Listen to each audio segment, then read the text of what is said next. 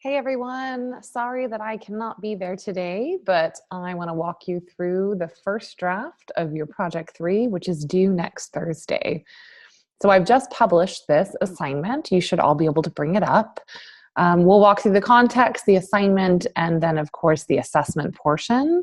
For context, Kenneth Burke argued that wherever there is persuasion, there is rhetoric, and wherever there is meaning, there is persuasion. So essentially, anywhere there's meaning, rhetoric is being used. Additionally, Carol, who we read for class, suggested that each day we meet different people, encounter unfamiliar situations, and see media that asks us to do, think, buy, and act in all sorts of ways.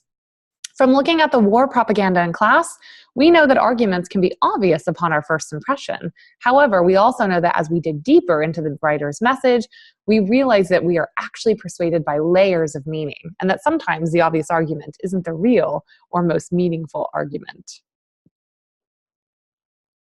For this assignment, you should write a 1,500 to 2,000 word essay. That means it looks about 5 to 7 pages, but I want you to go by the word count.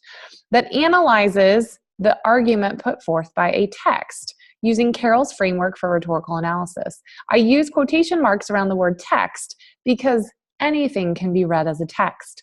My gym can be read as a text. Someone's clothing that they wear can be read as a text. A space on campus or a flyer or a poster or a YouTube commercial can be read as a text. There is no one way to address this prompt, and my hope is that each paper is a little different based on your own interests.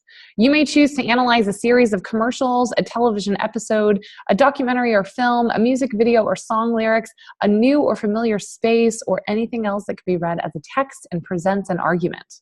In your analysis, you should break down the text by using most or all of the following terms. Be sure that you have clear definitions from Carol because she does include them. Context, audience, exigence, medium, ethos, pathos, logos, and also constraints, or any other of the terms that we used to build our framework in class the other day.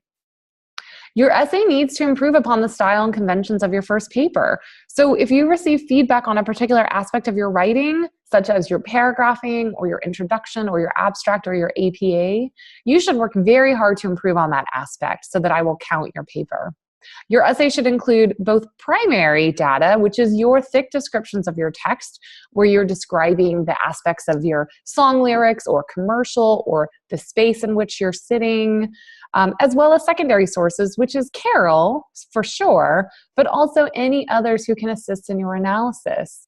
If you're writing a paper about the airport as a rhetorical space, you should probably do a little research on airports, airports post 9/11, TSA, anything that can help you in that analysis.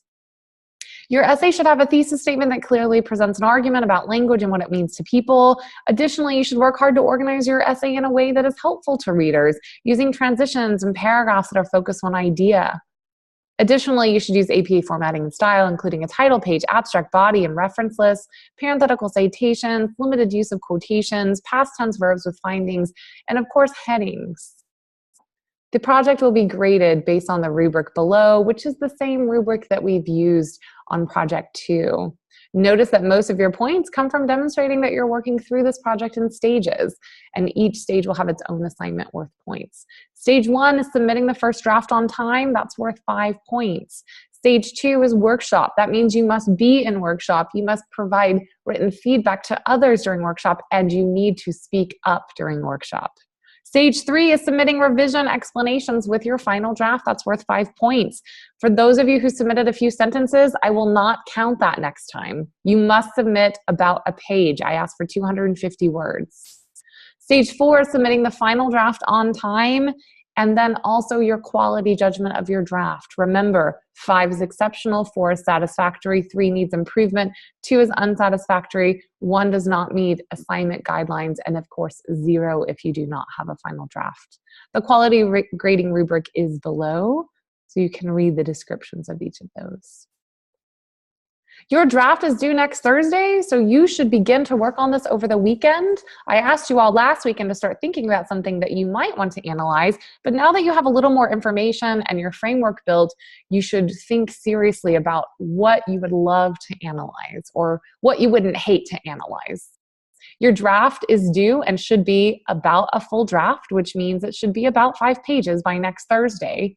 And again, you have to use Carol. So make sure that you're very clear on that framework and those definitions so that you can apply them in your text. If you have questions, you may certainly ask me through email today or in class on Tuesday. You can also ask Rhea. Of course, we want you to do well, and we want you, most of all, to be able to turn in that first draft on time so that you can get some feedback. Good luck, everyone. Have a great weekend.